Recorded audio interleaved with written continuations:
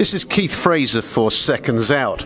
I'm here with two men you'll definitely know. You've got John Rawling to my left, who's the face of BT Boxing, and of course, former Cruiserweight champion of the world, Glenn McCrory. I don't know who to give the mic to first, but great to see you both. Give it to my dad. Give it old Harry. Okay, well listen, we're here at the press conference for the comeback of the man, or the Mac as he's called, Tyson Fury. I'm going to ask Glenn first. Glenn, you were a cruiserweight. Safer Safari is traditionally a cruiserweight. How do you see the comeback fight going? Is it really just to sort of dip your toe in and see how it works out? You know, I mean, first of all, it's great that Tyson's back. He's been out for 2.5 years. That's a massive step. That's a massive step. He's going in with a guy who's still he's only lost one fight against a decent heavyweight, knocked just about everybody else out. So that demands respect. All those other guys had pride and were fighters and had careers, and he knocked them all out. So, you've got to treat anybody like that with respect.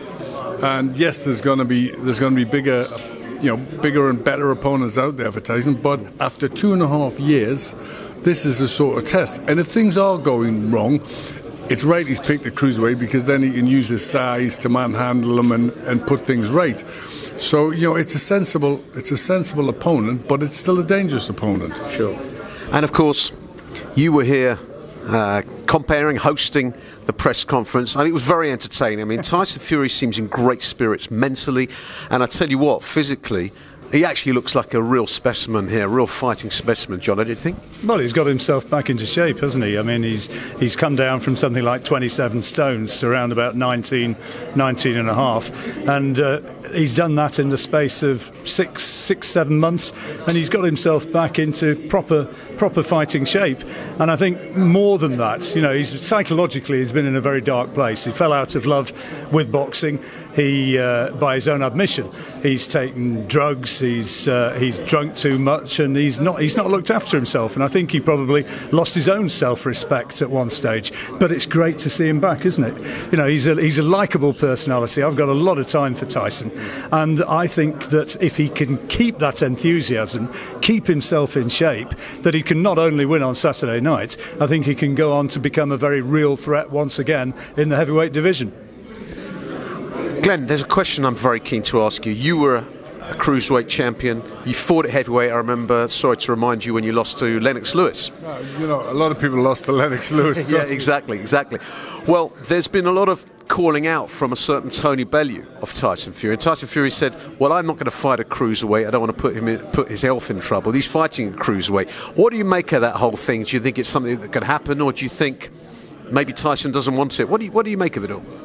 Tony's great at publicity. He's great at keeping his name up there. He's great at throwing himself in the fights. I think the reality is, you need that sort of publicity, and Tony's doing that, and good luck to him. But I think Tyson's on a different path, and Tyson knows that, and I don't think Tony Bellew's part of his path. This is Tyson's first fight after 2.5 years, and he's picking a cruiserweight who's got a good record, so you got to give him that. He could have picked anybody. He could have picked a guy who lost his last 10 fights and been forgiven for that in his first fight back, because all the sparring that you've done doesn't prepare you for what it's like to be hit on the chin in the ring with a pair of 10-ounce gloves on.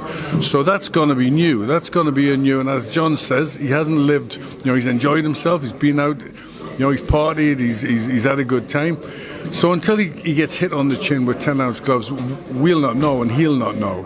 And I think it's the right sort of opponent at this stage in his career. He needs a couple more fights, and let's see where he is and who's serious about fighting Tyson.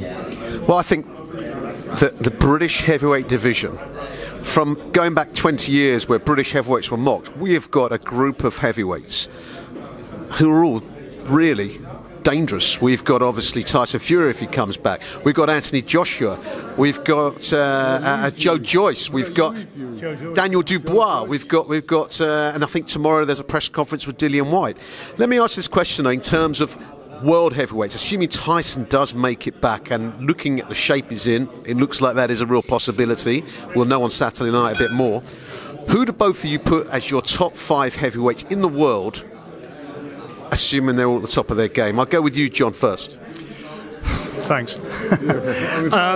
I think actually the number one at the moment, and Anthony Joshua fans are not going to like hearing this. For me, I think Deontay Wilder's top of the tree at the moment. I think he's the guy who's the most dangerous. He's got natural athleticism. He maybe is a little bit ragged, technically as a fighter, but I think he is the most dangerous guy out there right now. I think Anthony Joshua behind that, and then thereafter you've got Tyson Fury is with a question mark alongside him. In time forward terms, he'd have a P, wouldn't he? We've got to see Tyson fight. We've absolutely, got to see Tyson absolutely. Fight before we make any real judgment. I think Dillian Whyte has shown that he's a very much improved fighter, and he's going to be part of the shake-up. Kubrat Pulev, obviously, who's going to be fighting. Yeah, the Cuban guy. Glenn, you're going to have to wait your turn, I'm afraid. But I kind of agree with John. So it's the same. Okay, give me your top 5, Glenn. I know you're keen to tell us. It's going to be the same as John. I put Ortiz in there because he's whether he is now once Deontay Wilder did. But the top 2 is obviously Wilder and Joshua. They're the top guys. After that, there's up and coming kids, and it's a free for all. Who's there? I don't think Yui Fury is far away. He's just a young kid. And I forgot to mention him, of course. And Yui Fury, he's going to come really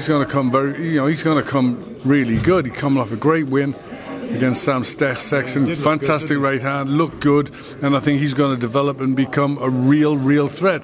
And I think in a couple of 12 months' time, it's going to be the time of Fury number 1, and I think following him is going to be Fury number 2. Exactly. So really, throw a few balls up in the air. Another one's coming through as well. Private conversation here, actually. But throw a few balls up in the air and see what lands is basically what you're saying. There are so many now. Well, listen, it's been great talking to you guys. I know you've got to go off and do your own stuff. Thank you, John. Very nice to see you. Good to see you. And of course, Glenn, nice to see you again soon. Sorry I insulted you about calling you a Sunderland fan earlier. He is a Newcastle United man.